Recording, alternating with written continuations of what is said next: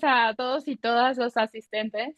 Muchas gracias. Los voy a dejar en esta maravillosa charla. Aquí nos va a acompañar, además de Rebe, nuestra amiga Abigail, que va a estar también aquí con ustedes. La dejo también a ella para que se presente, quien va a ser nuestra moderadora. Y pues muchas gracias a todos y todas a nombre de Exatec Relaciones Internacionales. Gracias de verdad, Rebe. Adelante, Abby.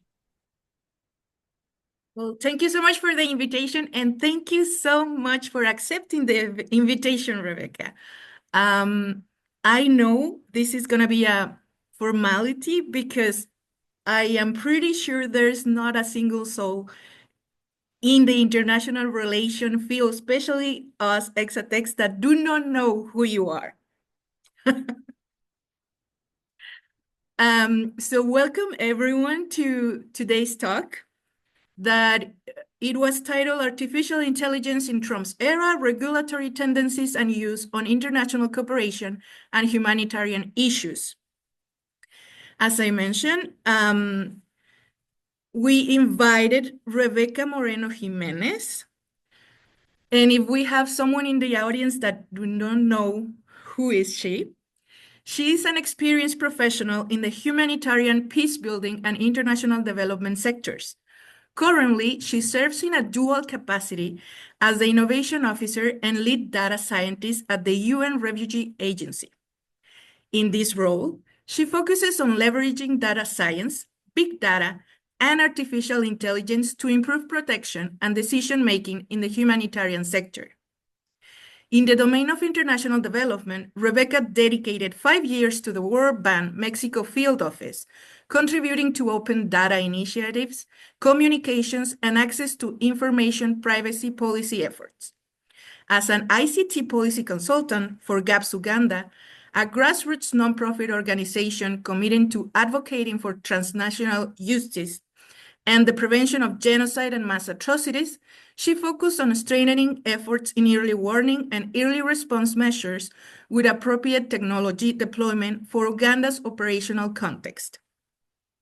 She is also a former Fulbright scholar at SIPA in Columbia University, where she earned a Master of Public Administration with a specialization in technology, policy management, and humanitarian affairs. And of course, so much more things, but we have a limited time in here. So I try to focus on all the achievements that you have in this field, Rebecca. Would you mind to say a couple of words as an introduction, and how does it feel to be involved in such a trending topic? First of all, thank you so much, Abigail, for moderating this conversation. I hate that by PowerPoint, so I'm just gonna try to focus on having a chat with you and trying to understand also some of your concerns you might have seen this. So thank you for the moderation, and also thank you, of course, to the Association International Relations Alumni and Student Association for the kind invitation to this conversation. Which I think is very prompt, and it's something that is happening right now. And I have mainly 3 messages on these that I'm going to distill in the chat and hope that maybe you can elicit some food for thought and also for you be able to discuss at some point. The first is that you're seeing, and I put it in the Trump era, it's not like a catchy thing, it's just that it's the reason why I haven't even combed my hair today is because we're actually seeing the void and the need of multilateralism today more than ever, right? The void of leadership that the US, the United States, is creating with the new administration in a country that has always remarkably led some of the humanitarian aid efforts by supporting humanitarian aid actors, by supporting humanitarian aid projects, and supporting humanitarian aid innovation and initiatives, right, for the past administrations in the past. So the recent 2 weeks past events has caught the humanitarian aid sector by surprise.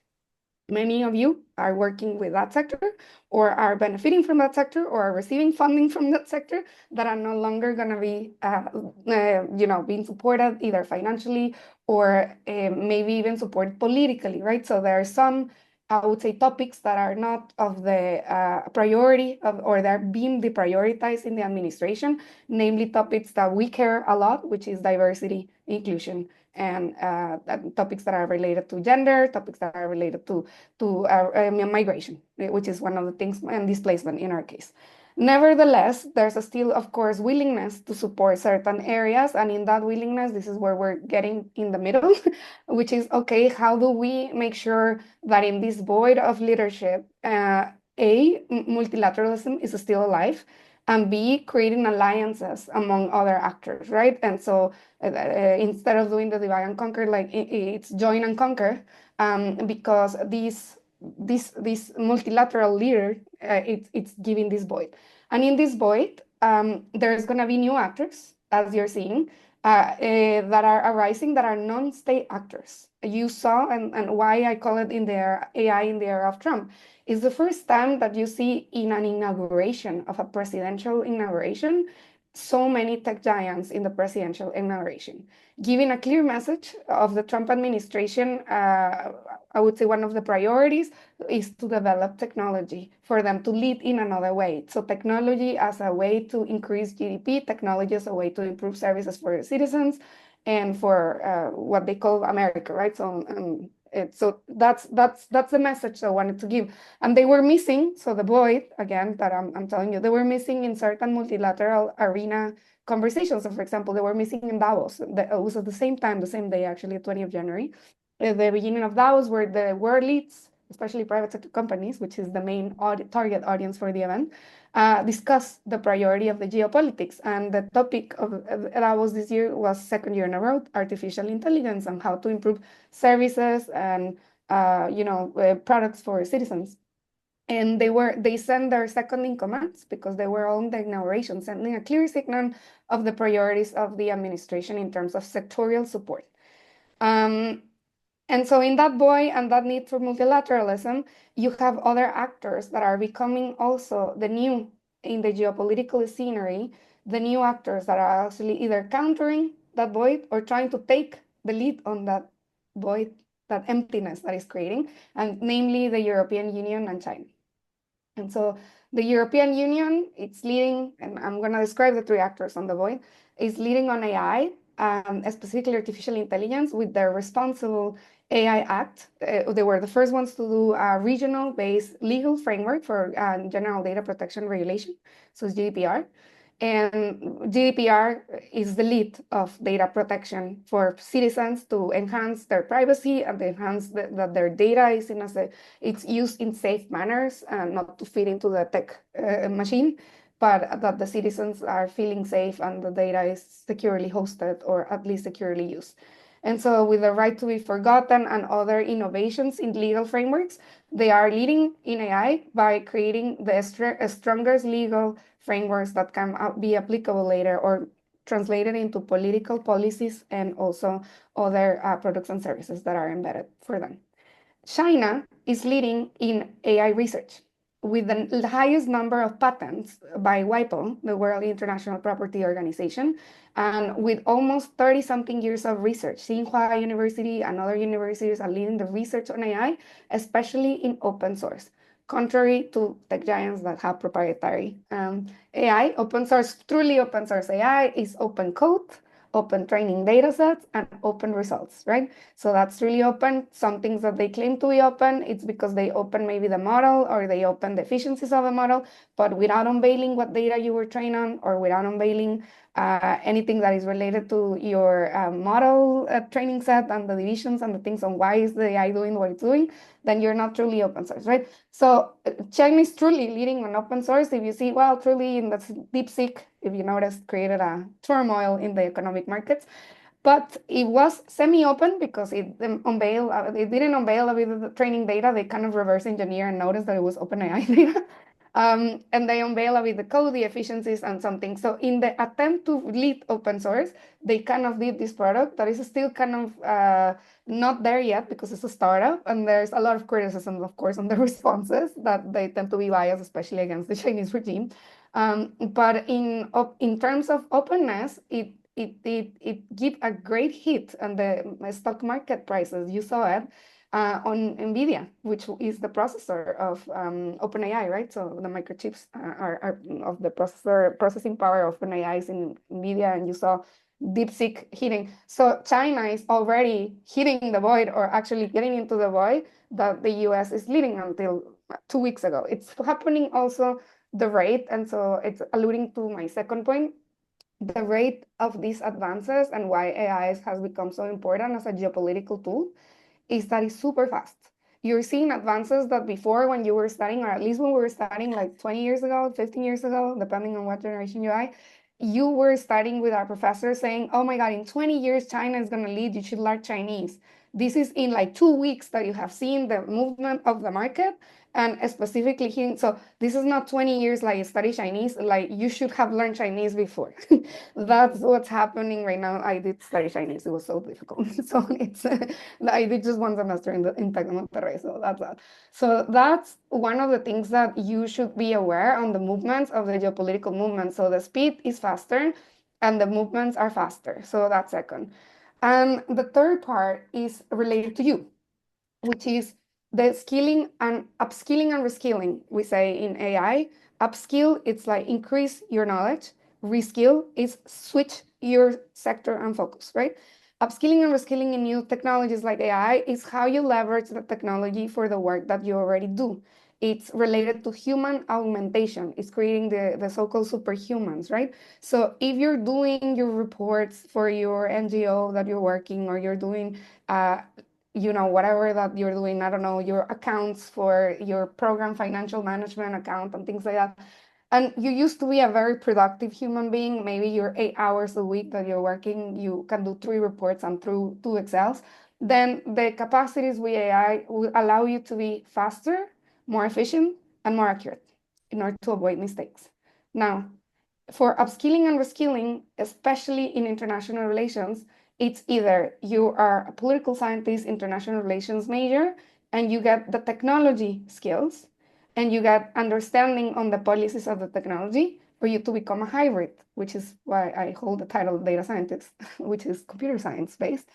And or you are a computer scientist, and then you understand how legal frameworks are created, terms of use legalities, what's the geopolitics of governance of AI, why is the things are doing. So those hybrids are being created. And I think, if I may say, I think Tec de Monterrey model is switching into maybe creating these hybrids, but you need to really leverage the model, right? So I think most of the students are in like, oh, I'm just gonna take the basic requirements and that's it, right? And that's not the way we should be thinking. We should be thinking is how else and how much and how more.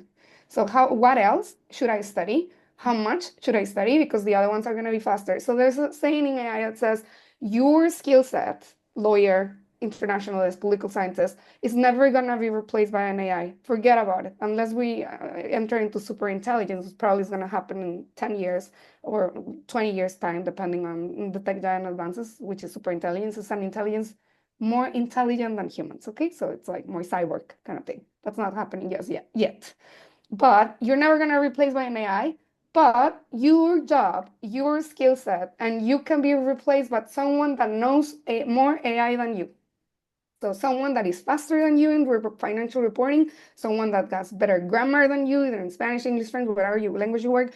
And so those skill sets as humanitarians, as data scientists, and or internationalists, lawyers, etc., will be replaced by someone that is faster than you because they know how to use AI. And so that's something on the skilling and upskilling that you need to be aware. Now, referring back to the Monterrey Tech model, do more, do what else, how much more, and should you learn? Well, it depends on your gaps, right? So it's a self-identification exercise and reflection on, okay, I have no idea how to do this Excel unless to use formulas in Gen AI to do Excel. I don't even know how to prompt and VLOOKUP thing, right? So those things that you are gonna be learning, you're gonna learn them faster. What we used to do in YouTube in like maybe 20 hours is going to be a 5-second prompt, right? So if you learn how to prompt, which is one of the things, if you learn how to cite correctly, as you should do, then it's a matter of just becoming faster, right? So the 3 main things is the board and the leadership need. the need for multilateralism, especially in humanitarian sector, is being cut, the speed that is happening, and the third one is upskilling and reskilling human resources that you have. And so with these three, there's the conversation that maybe I want to have with you on, in the humanitarian sector, AI could help a lot to develop efficiencies in areas where resources have been cut, right? What a strong, We can, yeah, sorry, Abigail, what a please. strong way to start this conversation, Rebecca. And for those of you who are watching this on video, you may notice I'm just nodding and nodding and nodding because I intended this conversation to go guided by a couple of articles you have on the subject. And of course, all these topics you mentioned just now, I have them to being able to discuss them on more detail. So for if you don't mind, can we start with that part? Absolutely. Shoot, as we call. Or not shoot, nothing shooting here. Not in my agency. For all of those who are interested, the first article we are going to discuss is in collaboration, of course, with some other authors, but we are focusing today on Rebecca. And the name is Explicability of Humanitarian AI, a Matter of Principles. It was published on October 6, 2021 at the Journal of International Humanitarian Actions.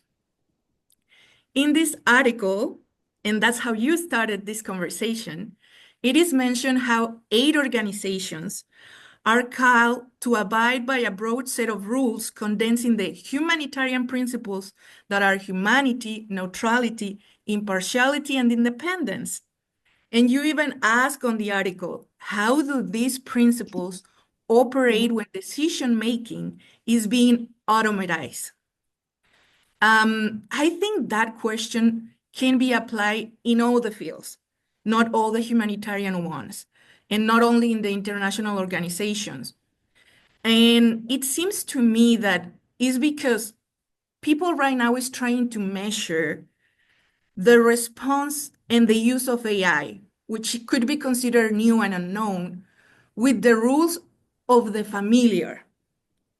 So the tools we're managing right now are not the proper ones on my perspective. Do you agree with this? And if so, what will be your opinion and recommendation to approach a measure for these contributions of AI? Okay, that's a great question, Abby. And I think it's not that they're not appropriate. As I was saying, like the second point, the speed is so gigantic right now that our tools are becoming no longer valid, or they're becoming obsolete.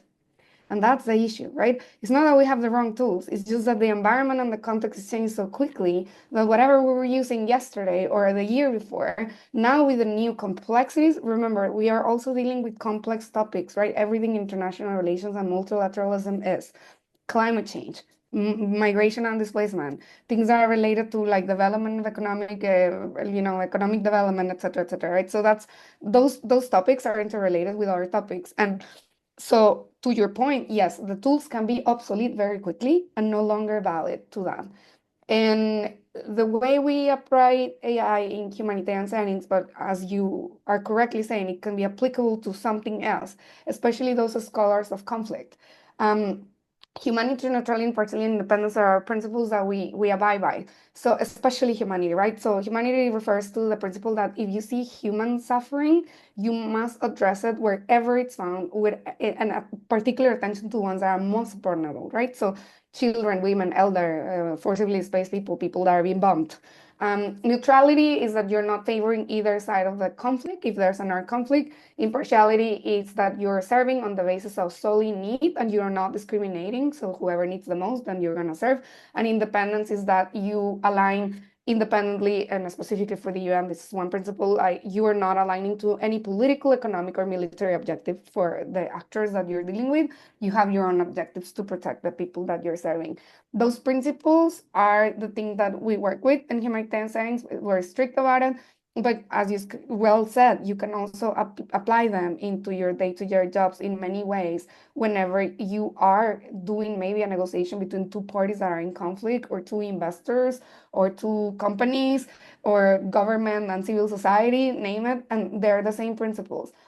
AI doesn't distinguish principles, right? So it is just about human augmentation, task optimizations, and automation, right? And so in order for us to do augmentation, optimization, and automation, so automation, doing things automatically, automated decision-making systems, but very dangerous in humanitarian settings. Optimization, which is making efficiencies in order to be faster, more like timely in response.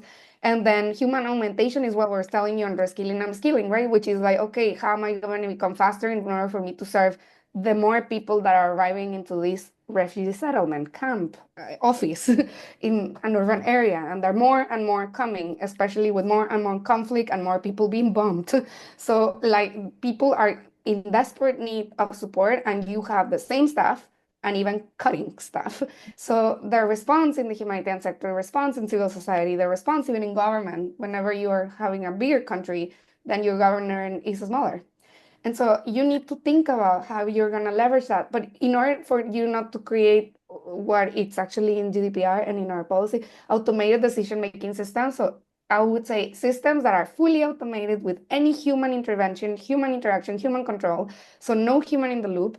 So these systems apply to socio-technical, as they call it, or societal issues. For example, would you imagine having an automated decision-making system to decide if you are going to be receiving a scholarship for Tech Monterrey or else? And so instead of a human reviewing your application and seeing your socioeconomic study and understanding your family and doing your home visit for the social worker to go and see, then no, you're going to put everything on a system. The machine is going to give you a score, and that's it. And no appeal, by the way. So those systems that are affecting socio-technical services, so the decisions that are going to be education, access to water, access to related services, economic services, cash assistance, things like these, governments, in the name of efficiency, as we call them, because they're overwhelmed, understaffed, and underfunded by their congresses, by our other countries, in the case of humanitarians as well, then they have the temptation to go and purchase those systems, which is like, this company is selling this to automate, I don't know, the scholarship reception, or loans for the bank, or educational grants, or things like that. And they do it with the solid blessing of the private sector company, and they never check or aim to actually skill themselves, understand the system, and say, okay, how can I interject in the process? The company will say, yes, it's not automated, you have certain decisions, but actually it's not that customizable, right? And so when building systems, AI is not very good. AI is as good as the human that is using it, or AI is as bad as the human that is using it. So if you use AI for autonomous weapons, then it's very bad, right? So, and that could be autonomous, by the way, automated decision-making system, a drone that actually is trying to target and do the most damage, which we have seen in certain conflicts, gospel, namely one. So if the AI is used for good, and actually with certain metrics and with certain human in the loop, human in command approach, which is what we try to do with the paper, then whatever you're using is going to create those efficiencies that are super needed. But at the end, the responsible decision for giving you the scholarship will be a human, right? It's not that they put everything to the machine and then the machine decide for you. Maybe it helped the human to analyze your application and read a special part, and then the human needs to also check and maybe override the decision and say, this is not eligible according, and I think they are, or vice versa. I think the machine thinks they're eligible and they're defrauding, and I know because I can tell because I receive 10,000 applications a year. Right, so that's one. I don't know if that responds to your question, Abby. Of course. And I Yeah. actually think you are touching base on a lot of critical points and aspects. And of course, opening the door to a lot of issues and problems with the implementation of AI. One of the big ones, and you mentioned, AI doesn't know principles. And this was a huge topic when AI made a bigger appearance, because it has been among us for a long time. But let's say that ChatGPT on 2022 opened the door to chaos. And the red flag on all of this was ethics.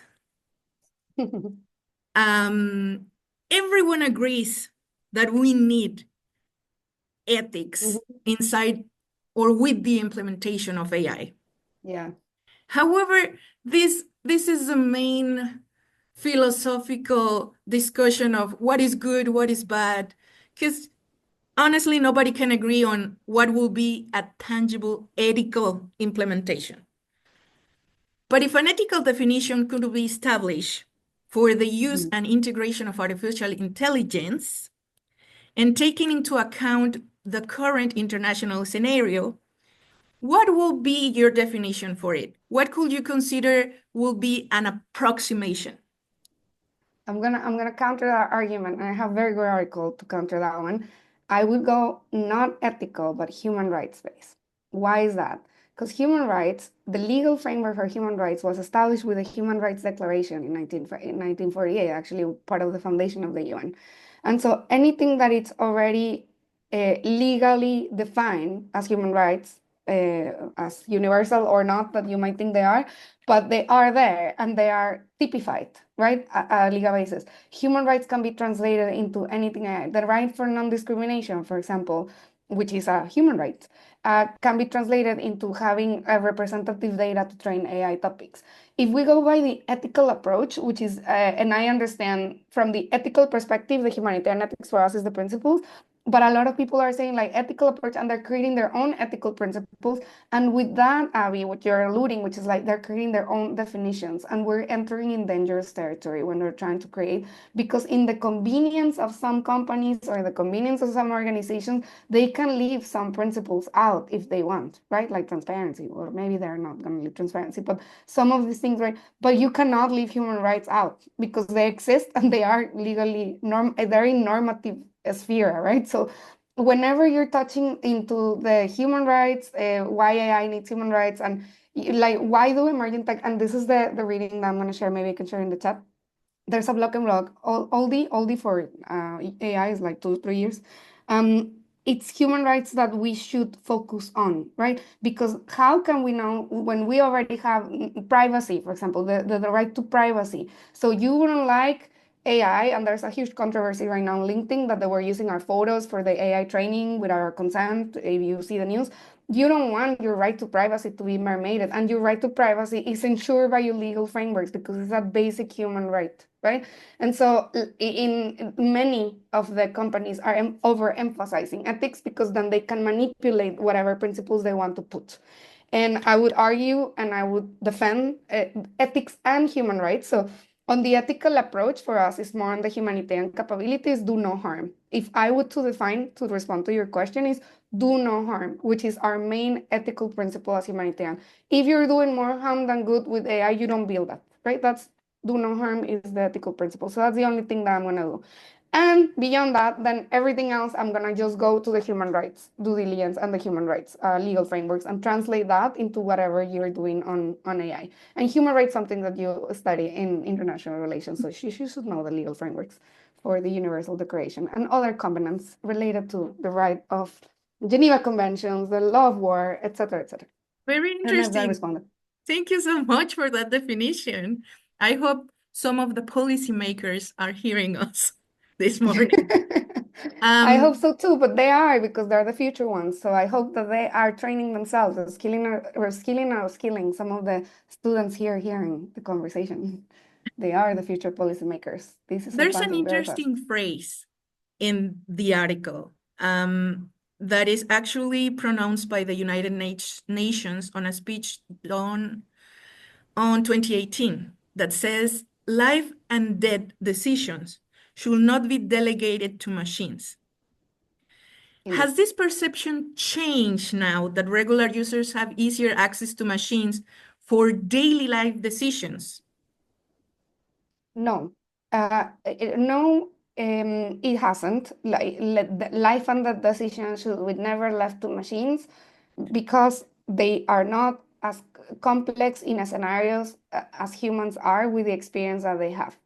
So in the case of humanitarians or in the case of people in public administration, the years of experience, the exposure to different crises, to different problems, complex problems, have given a human to, as I was telling yet, the super intelligence capacity to respond complex problems, right? So the perception that has changed, Abby, just for you to, it's to create efficiencies. Before we were like no, we shouldn't do that. We should still kind of like use Google.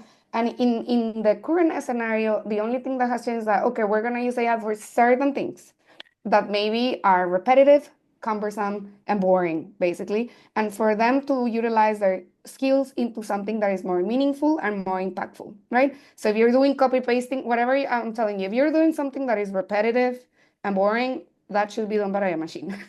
And then you, as humans, should be doing legal analysis, conversations, policy drafting, creativity. You shouldn't put like AI to put the things that are creative, right? Which is what Gen AI is doing right now. You should put an AI to the things that are non-creative, repetitive, for your brain to be more creative. So in the quest that you are describing, and in some of the cases, this quest is what they're saying. It's like, okay, what skill do I want to do? I had a thing with my office the other day in my team. They were to debate if they should to make, we have a volunteer every week to take the notes, the minutes of the meeting. It's a rotating share, just by the way, right? So one, it's the volunteers, I'm gonna take the minutes, and then they write it. And so one of the team members said, now in Zoom, in Microsoft Teams, in all the messaging platforms, they have the transcription automated by AI, And they were saying, okay, shall we use the transcription tool to do it, yes or no, because it uses AI. And I obviously interjected on that one. And I said, I have one, it's not yes or no. I said, it depends on what you want to develop as a skill, upskilling and reskilling. If you want to develop creativity, syntax, analysis, and summarization yourself, you should take the notes. If you want to develop translation, transcription, data cleaning, and actually let the AI everything to do, but I'm just going to be the monkey cleaning the data, then let the AI do it, right? So what do you want to develop? And they were like just thinking, and I was like, because if you want to develop that, then yes, you can be super lazy and then do that, but that's great. That's you being more efficient, and maybe it's verbatim translation. And the second thing that I said, obviously with my accent, I said there's people on the diversity that exists in this organization that were not native speakers of English. So I bet that even the most complex of the transcription tools that they are here, they're not going to be able to capture my accent. Neither the accent of my colleague that is from South Africa, or maybe the British one. No, the British ones are actually yet. But yes, we have our Kenya colleague, etc., etc. Now that we struggle sometimes because the accents are different. And AI, if we struggle with Indian accents, with Kenyan accents, with South African accents, as humans that understand, I would bet yet AI has not been able to develop that complexity for the accents. And if not, to attest your Siri, try to speak to it in English. That's your AI. So that's that. But yeah, no, not yet. The trend is changing in certain areas that are cumbersome indeed, but not for life-saving decisions. Not yet. Not ever, I guess. This is where is the human realm, that one. Let's hope so. Let's hope so. I don't know if they have questions. I'm very curious about why are they interested in AI, being international relations people. Can we open the floor? Sure, of course. If there is any question, please let us know right now. You can just open your mic. I think this conversation is like really organic, no, like we say. And also in the meantime, I'm gonna send you guys forms, the Google Forms. If you agree, you can share with us if you're an exatec or not. It's just your name, email in case you want, and your matricula also in case you would like to. So is there any question, anybody? Or comments, actually. What are you seeing? What are you observing? Why is AI important for your work?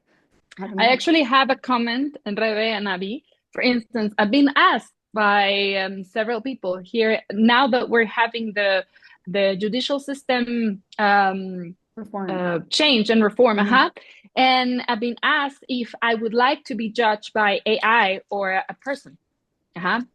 And I would like to be judged by AI. Am I right?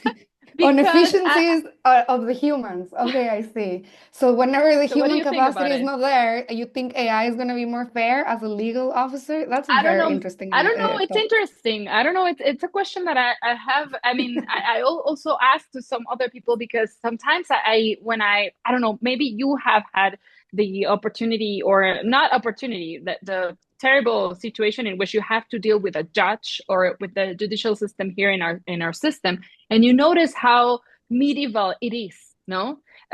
You cannot even be in some of the processes you cannot even be contacted by email or any other digital forms, so you have to go there, or somebody has to go and find you personally to contact you or to say, okay, you are, to give you a notification, for instance, no? And so this is like really, like, for instance, I just have one thing, one process in the judicial system. It's been there for 4 years and it's not advancing. It's like really frustrating.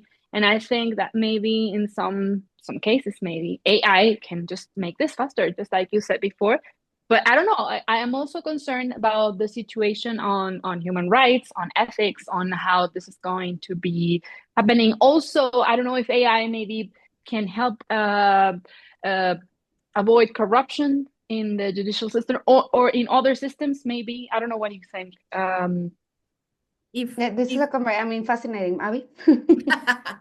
More people, please, on this If one. I Would you may like to be add judged by something, AI in lieu of the judicial reform in Mexico? if That's an I may interesting add one. something, I think that's a really interesting question in the side that could fall into a misconception of what AI is and what it can do.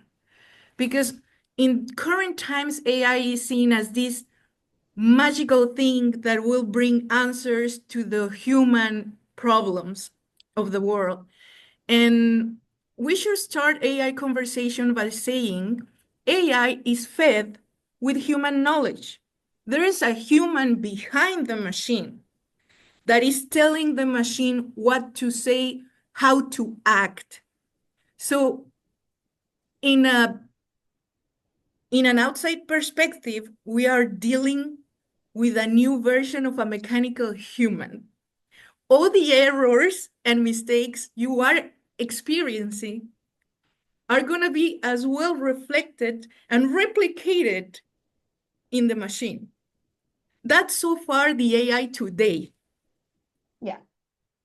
Good one, Ari. And that's the fascinating discussion is like when as we were telling you on the upskilling and reskilling and the services provision, no? Yeah, AI has tremendous opportunities to improve services provision and also tremendous opportunities to discriminate you in the services provision, especially as I was saying, like it's so limited because it's being trained by you. And so you get to select what cases maybe they're going to be prioritized. And what you're saying is more on the agentic AI side, Diana, which is basically, how are you gonna serve my average citizen into processes that they can do, kind of like e-government, but like automated. So I don't know, my birth certificate, my fee for the driving ticket, or the taxes for my property, and things that you're like, or you know, the predial, no, like whatever. And these things are annoying even for the citizen and for them as well, I would say. And so you're creating efficiencies now. But if your predial system is horrible, then you're gonna, as I was correctly saying, then you're just gonna replicate a horrible system with some automation, right? Which is that's the thing. And the worst thing is you're doing that at citizen level, but we're gonna do the same if we're talking about policy framework, like governance of AI. If we haven't figured out, for example, governance of the internet, which is also creating a huge digital divide, disconnect, like how can you do governance of AI if you're still people without access to internet today, right? So that's one of the things that you need to first tackle, which is like the inequality, but at the same time, the digital divide. And again, I'm going to go to the reskilling and upskilling of our workforce, especially humanitarians and internationalists, political scientists, lawyers, because some of these tasks you can be not only more efficient, but also they're gonna, I'm telling you, there's gonna be a newer generation that's gonna be faster than you doing depositions, legal depositions, or things like that, legal research analysis, or things, because they're faster to retrieve information because they're leveraging the tools already. And so they're gonna become better researchers than you because you might be not leveraging the tools. But that doesn't mean that your thought, so if you have good train of thought, then you're the smartest person dealing with AI, right? Otherwise, what Abigail is saying is then if you're very bad in your system or your, I would say, train of thought or your analysis, then you're just gonna put your own bias into whatever system you're putting, and you're gonna not do correct formulation of research questions, for example. And so that's one of the things. But I would say that one of the fascinating things on the need for multilateralism in AI is that it's either that or non-state actors like the tech giants in the inauguration are gonna take that void, right?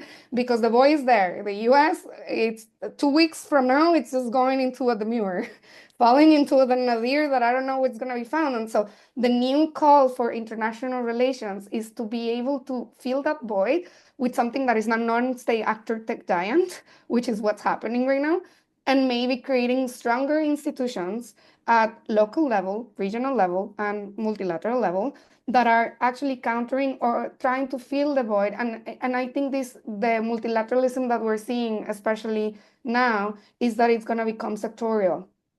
So there's going to be sectorial expertise at multilateral level. In the meantime, that the geopolitical movements are being dealt with, right? And this is what we have been experiencing, which is like, okay, we don't have one of our major donors for humanitarian aid, 30% of our agencies. That what do we do? How do we create efficiencies with the 60% that is remaining, European Union, Japan, and the others? And can we leverage these technologies for something that, for example, is it possible to create a real question in the agency, a chatbot to provide basic returnees information to the Syrians that are going back to Syria? And then there's the question, if we can, technically speaking, we can. But what type of information? Is it in Arabic? Is it trustworthy? Like, what time it happens? How often are going to change the chatbot information if the information over there changes, right? So you could actually be leading someone to their deaths if you don't know what's happening over there, and the chatbot just keep going, go back, or something along the lines, right? So that's the humanitarian principles of the do no harm that you were asking me, Abby, like being applied there, which is like, I know I can build a technical solution super quickly, but what happened on the operational context, and do I have the capacity to update quickly the information if it's no longer safe for them to return, right? So those are the questions. The technology, you can always resolve things with technology. What you cannot resolve is the complexity of the problem, right? There's one tiny section that you can leverage, and the other one is in the human realm, which is why you need the skill sets for doing that. And the multilateralism that I'm talking about is needed more than ever. You're seeing a change in geopolitics and a change on non-state actors. And I'm not talking about also the tech giants, which are legal non-state actors. I'm talking also about the I would say extreme groups, non-state actors, also leveraging AI to do autonomous weapons and kill the population that we care for. So that rise needs to be countered by people that knows how to do legal frameworks or as you were saying, Diana, like if you're gonna do judicial reform services, so I don't know, pay your services there, then who is gonna build that system? What companies is gonna be benefiting if it's a company that's building the system? And what biases are they gonna put into that one? Are you able to pay? It's not only about pay. Payments are easy, no? Like the issues with decision making are the ones that are hard and shouldn't be in the AI realm, should be in the human realm still. But yeah, I'm just like pushing you on this one for thought on the need of internationalists now more than ever. And the problems that we're arising with technologies, you need the hybrid multilateralism, right? So you need to be able to speak computer scientists, guys. And you're very lucky that you're in Tec de Monterrey, but there's not many of you with that knowledge. So leverage the school, the knowledge of the technical sector, and embed your knowledge from your, I would say, internationalist, political science, legal background that you have as researchers as well. And more questions. Maybe we can open to. I think it is not a minor thing what you're mentioning, especially because there are some sectors of the population that are not represented in global politics.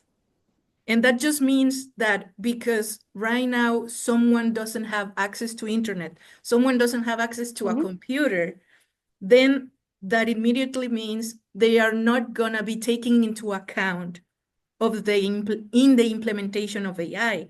Wouldn't this be discrimination? How do we fix that part? And I love the resolution you give in another of your articles. I'm gonna make publicity. That is no, of your I'm very article. embarrassed. Sometimes I just write them with a glass of wine. So it's like No, but this other one is called Are Machine Learning Technologies Ready to be Used for Humanitarian Work and Development? This one is from July 2023, Yeah. and it was done on Cornell University also as well in collaboration. And you mentioned that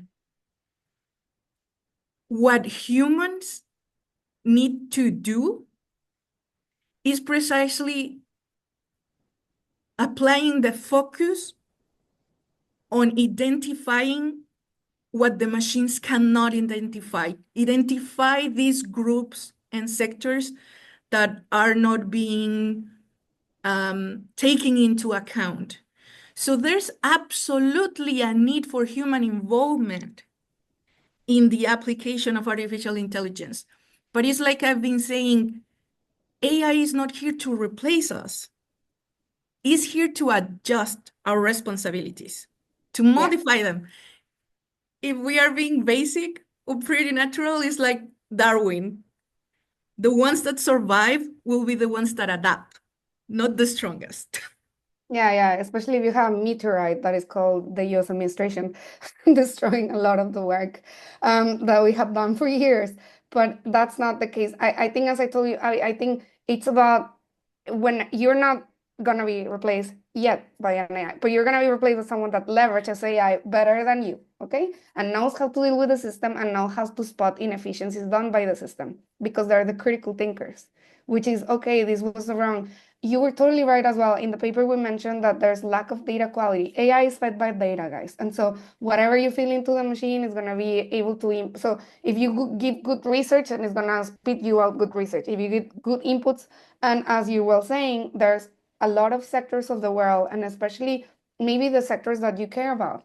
Maybe you care about education of indigenous people. Maybe you care about health and stateless, 4.4 million of them, by the way, without a state, without members, a nationality, right? Maybe you care about, like me, one of the 120 million forcibly displaced, and any services that are related. I think what the important thing of international relations is, what are you most passionate about? What do you care more? Because this is where the vulnerable people are. Usually we care a lot about social and complex causes.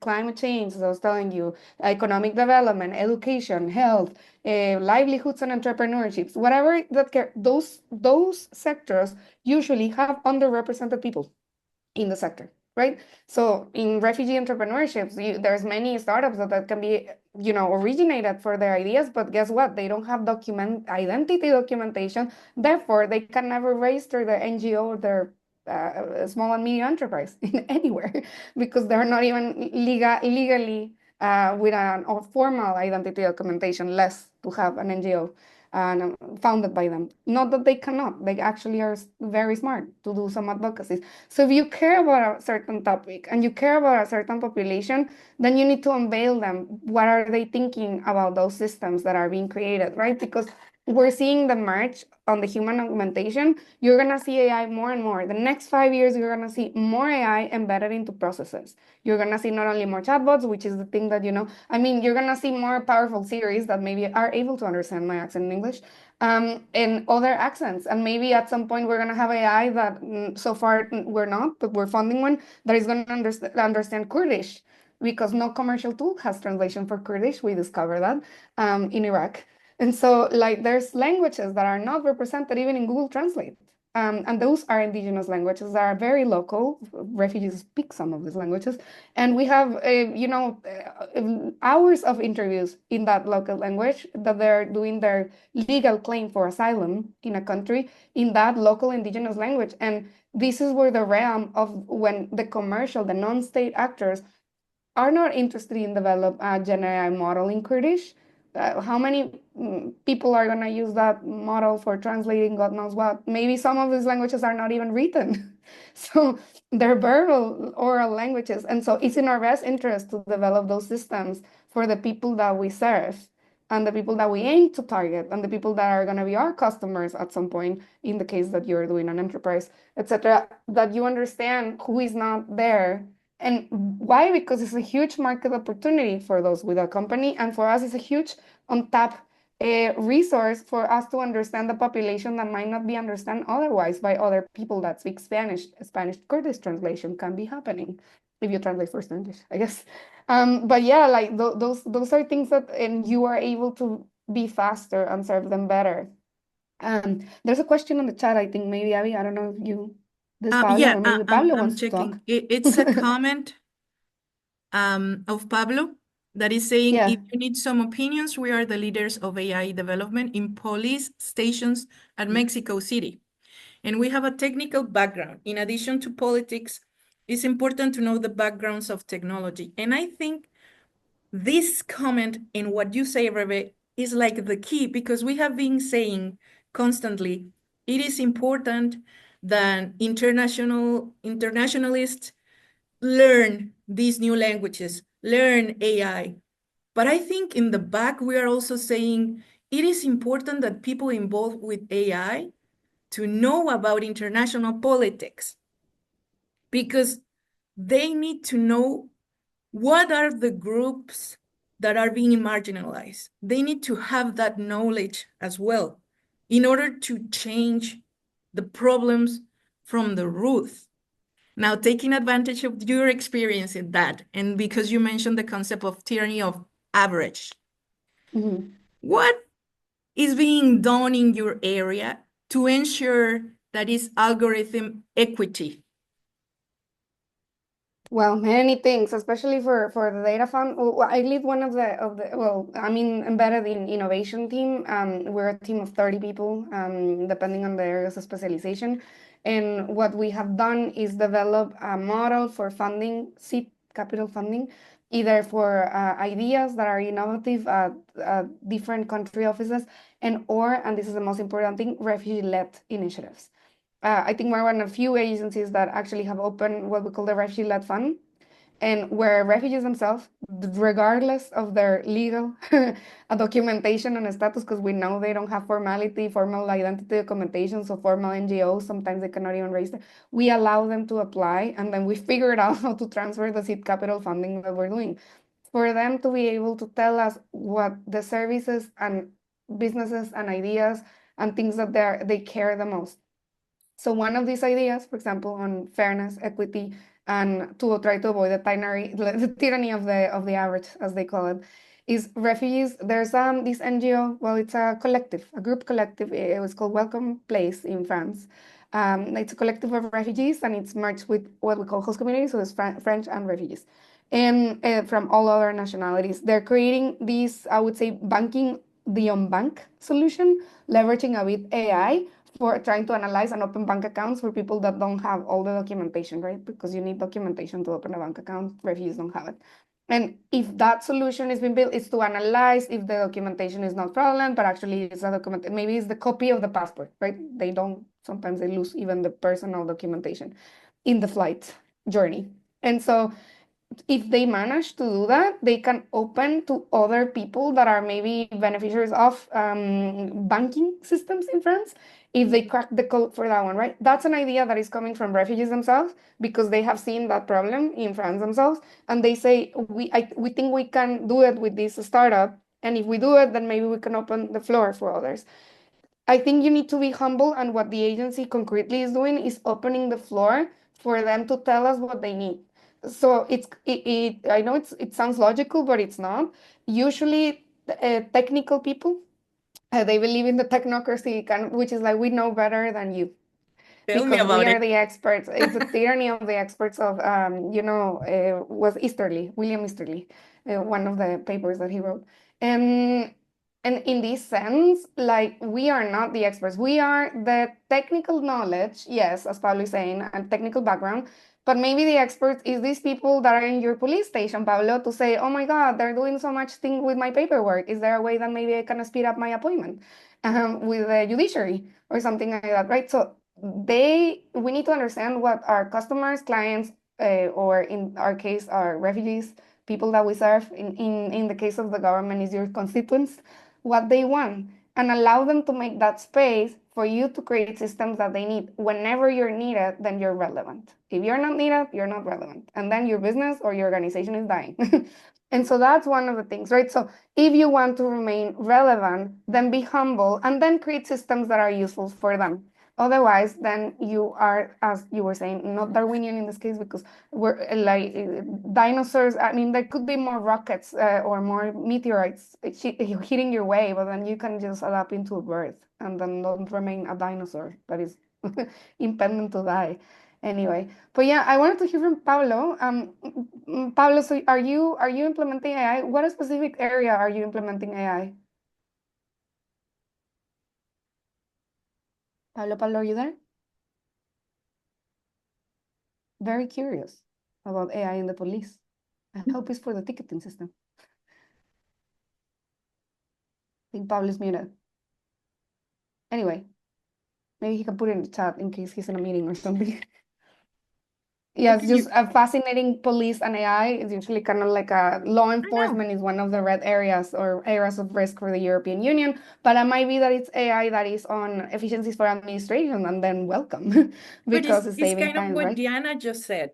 How much can we trust AI in the police administration to apply justice? We are falling into the same kind of Okay, that's judiciary. wrong Maybe impression Pablo's just using it for the tickets of your fines for your driving license. And for the so maybe mechanical. AI is like Okay. this, right? It's not doing judicial decisions yet. But yeah, I was just wondering, how are they using AI? Into what processes are they using AI in law enforcement? I'm fascinated to know. If Pablo is there, then speak out. If not, Yeah, you can type it Pablo, in the chat. please, if you listen, please join us. On the meantime, if you agree, Rebe, I would like to close with this last question, falling more into the academia, because we all agree that one of the human rights is education. And it was one of the fields that received a huge impact with the implementation of AI. And the main concern is how to maintain a high level of learning performance. And this is coming especially from faculty. Does your organization has some examples on how avoid the decrease on the learning tools with the implementation of AI? Yeah, and that's the part of the upskilling, because reskilling is trying to adapt AI to your work, but upskilling is trying to learn how to leverage the tools, and not only that, is how to um, learn other knowledge, technical knowledge that maybe you were not aware of. Specifically, my team and my organization is on another level because they're using for other things. My team has a learning team dedicated to learning innovation methodologies, human-centered design, co-design, design thinking, and we have kind of like a fellowship program. So you apply to the fellowship program and you are 1 year in a learning program where you learn innovation as a topic of research. Many books, PhDs in innovation, and so innovation in the terms of humanitarian sector, but you can do innovation for companies, etc. And so my team is a 3 people team, and fellows apply in thousands per year, and they only can leverage like 100. And for them to teach them innovation, they used to organize webinars, like every month a webinar with us a new topic, like a lecture, basically on innovation. People attended the lecture and then they came out with a thing. What they did is leverage an AI to create content. So they put their favorite research papers on innovation. They put their favorite pieces of videos and things like that that they found in YouTube or other things. And they told like, please create a paragraph and a quiz on co-design thinking approaches, apply it to a refugee camp, and then do that and embed this video. And so they created courses using Gen AI for the content that they want. And so they're viralizing innovation indirectly, but creating something that is meaningful. So in the education setting, And I know it's controversial because, as I told you at the beginning, what skills do you want to develop? Do you want to develop analytical research skills? Then you do this work and then let AI maybe find you additional sources of information. But if you want to just become the person that is the clerical, cleaning the data, then you do prompt everything there, believe whatever is in the model, and believe that that's your ultimate truth that is being copy pasted into your homework, right? Like students and critical thinkers don't do that. Like it's like to counter, like, am I thinking or missing something on the thing that I'm thinking, right? So with your prompts, you're also feeding into the machinery as well. So you better do it offline. I heard a Stanford professor 3 weeks ago that he was saying, I'm a computer scientist and I give them research work about computer history, etc. No? So that they are researchers in computer science. And they're saying, I give the following task to my students. The first two assignments, homeworks, he said, I told her it is ultimate forbidden to this academic dishonesty pending to use Gen AI. And you were a computer scientist, so you need to use Gen AI at some point. But the first two, and he said, I do a benchmark baseline. I try to understand how they write with the grammar mistakes and everything that they do and stuff for them to know how they think. And then say, in the third assignment, you're gonna use generative AI, you're gonna cite your sources, and we're gonna discuss what prompts did you use in the class. And so it's then like, because what I want is to develop the critical thinking is why did you prompt this and not this? Why did you, what are you thinking this and diverse of this colleague that is thinking otherwise, right? Why did you include women in this one, right? Etc. And so he said, and then I see 100% increase in the rate of the quality of the proposal. And then I argue like, this is human augmentation. You did better things, but also it's about not doing it on your own and in your silo. It's about discussion. So creating those spaces for discussion, which is what my team, specifically you asked me, what's my organization doing? My organization is leveraging to create and disseminate knowledge that otherwise will be only reaching 100 people, which is the fellows who are the scholars. And so they're doing now the content and put it on the internet, which is like, and anyone else that wants to learn, the knowledge is there. And they're becoming faster. They have created now 3 or 4 courses with Gen AI. And before they used to do those 4 courses of the fourth of the 4 months because it's the webinars. Now they have 4 courses and they're doing more and more. So they're knowledge workers. They're generating knowledge, obviously with the content that they know, right? So they cannot recommend Gen AI things if they don't know it first. And so that's it's on one thing. But there's many other things that we're doing. Human resources is creating some sessions on how to understand, for example, fraud in applications, because you don't want your written exam to be specifically. So they're doing skilling on their own HR force to detect Gen AI. You can detect it now. It's very obvious in some formatting cases. But they're using counter tech tools to be able to detect job applications that are written by Gen AI in order for them to be, they look, and they know, say they look the same, they have the same written thing. And so it's also about yourself when you want to distinguish to apply for a job, do it humanly. Because like HR colleagues now, they are skilled to detect who wrote a cover letter with AI. What an enrichful talk we have had today, I think. And of course, it's a topic that could be bring it back a dozen of times, and we will not finish all of that involves AI. Yeah. But I want to thank you again for your inside perspective on this. Are there any final words from you, from Diana, to close this talk we have had with the Exatech Association of International Relations? Well, before I say goodbye and thank you to everybody and especially to Rebecca, Rebe, would you like to give us final words and final tips and I mean, all of your talk, all of your conference has been like really amazing, and thank you so much for that. But maybe you want to just leave us with something. I mean, the void of leadership and the need for multilateralism. It's one, create services and efficiencies in your area of work. And believe me, Yeah. I'm teaching development and technological changes next semester to my students at the Monterrey Tech. And I think that a lot of what you've been saying, I'm going to implement this, like, especially like activities and all of it with AI and all of it.